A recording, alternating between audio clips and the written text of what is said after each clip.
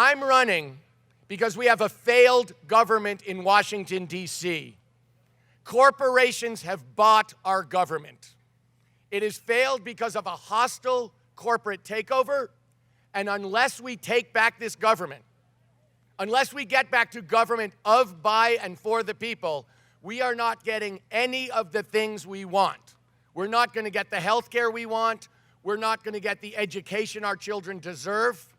We're not going to get a living wage for working people across the United States. And we're not going to get clean air and clean water. But let me talk for 1 second in Iowa about who I am. Because when I read about myself in the paper, I sometimes think my first name is billionaire. And actually, my mom is from Minnesota. She ended up working in the New York public schools and in the Brooklyn House of Detention. My dad was the first generation in his family to go to college. He became a lawyer. He quit his law practice to go into the Navy in World War II, and then he prosecuted the Nazis at Nuremberg.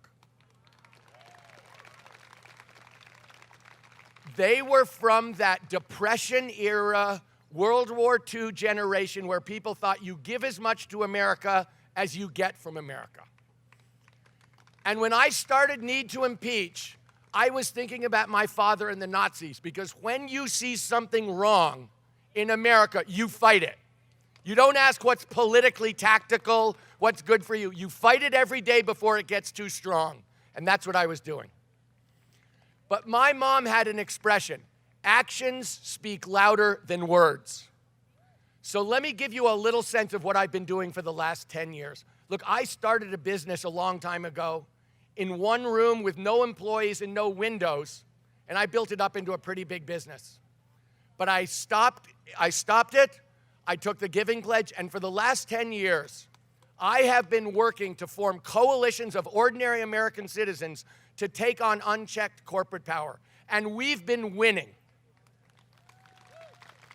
Look, we took on the oil companies and we beat them. We took on the tobacco companies and we beat them, and we gave the money to Medi-Cal for the health care for the lowest income Californians. I closed a $1 billion corporate tax loophole and gave the money to fix up the public schools. I've taken on the monopoly utilities and insisted that they get 50% clean energy by 2030 and won. And for the people in Iowa who don't know it, I started something called Next Gen America at the beginning of 2013. We're on Next Gen is on 41 campuses in the state of Iowa. In 2018, we did the largest youth voter mobilization in American history. We went into 38 congressional districts. We doubled the turnout of young people. We flipped 33 districts, including Sydney, Axne, and Abby Finkenauer. So let me say this. I have done the grassroots. And in terms of business, I know that this is going to come down for an awful lot of Americans too. Who can you trust to keep this economy safe? Who can actually make sure that it keeps going and is distributed fairly amongst Americans? I am the person with the history of being able to do that in the private sector. I know what drives prosperity because I had to be able to understand it to make it happen. And I will use that not just to protect Americans, but also to expose Mr. Trump for the fraud and the failure that he is.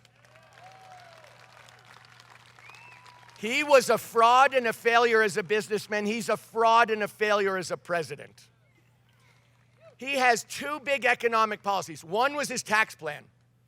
Biggest giveaway to corporate America and the richest Americans in American history. It is the worst thing I've ever seen for working Americans. That was a disaster for us. And his trade policy, his trade war is a total failure. It's specifically hitting Iowans. His trade war cost Iowans $635 a piece on average. That's $2,500 for a family of four. Do you really think Iowa can afford $2,500 for the ego trip of a failure and a fraud? I don't think so. I would stop this trade war on day one. But let me say this. Let's talk about something else that's going on in Iowa that we all know. We know that there were record floods this year. We know that a levee burst north of Council Bluffs this week. Climate is real. I have spent 10 years fighting on climate successfully. We've taken on all these companies. I have said this is my number one priority. There's no one else in this race who will say that.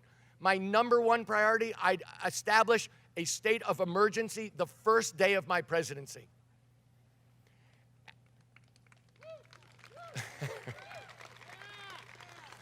Look, I understand what it means to do this, that we have to do it. But as a business person, I can tell you, we can do it and have cheaper fuel. Iowa's 42% wind energy, for goodness sakes. We can do it and be cheap, have cheaper fuel, better jobs. We can do it and be healthier. I know what this means in terms of runoff from nitrates. I know that it's a local pollution problem too. So it's not jobs or the environment, it's jobs and the environment. And this climate is the perfect example. It's the poster child for the corporate takeover. Oil companies would rather risk our health and safety, the health and safety of every single American, than lose the tens of billions of dollars of profits they make every year. I don't care about their profits. If you look at gun violence, 90% of Americans have wanted background checks on guns for decades. We don't have it. Why? The gun manufacturers don't want us to have it. And I'm telling you, we have to undo this corporate takeover of our government. And I've said term limits on Congress. Nobody else is going to say that. 12 years Senate, power corrupts. I'll give you 6 words to explain term limits. Mitch McConnell, Lindsey Graham, Chuck Grassley. They'd be gone. National referendum. Look, if we had a national referendum where we got to put it on the ballot and citizens get to vote it in, we'd have mandatory background checks on guns next week. And we have to get rid of the fiction that corporations are people. I know the Supreme Court has said it, but they've said a lot of really stupid, wicked things over the last 240 years. This is where the corporations hang so much of their control, is corporations are people. But let me say one thing last, and that's this. We act and people sound as if this is a failed society. This is the most successful society in the history of the planet. We have real challenges. If we do just these 2 things, break the corporate stranglehold on our government, stabilize the climate, we are in a position that is better than any people in the history of the world. What we want, we can have. We can have health care as a right for every American. Every other advanced society does. We can have the education system our children deserve. We can afford it. Other places have it. We can have a living wage for every worker. 1 job should be enough. And we can guarantee clean air and clean water for every American, because no one has the right to poison you or your family to get richer. That's just wrong. So I am here. Actions speak louder than words. I'm asking for your vote. But I promise you, I've delivered on everything I've promised in my life. If you go back and look, I started a business when people thought it made no sense, and I delivered on it. When I took on the oil companies, no one wanted the job because no one thought they could be beat, and we beat them. When I took on the tobacco companies, no one wanted the job, but I beat them. When I started NextGen, no one thought it made sense to organize young people in the United States because they thought it was too expensive. I thought it was too expensive not to have a democracy and not to organize them.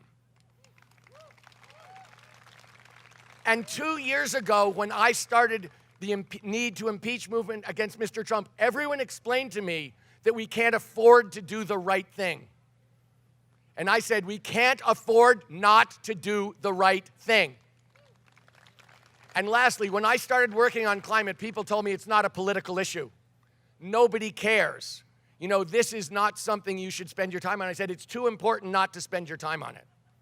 So let me promise you, when I've said I'd do something, I've delivered.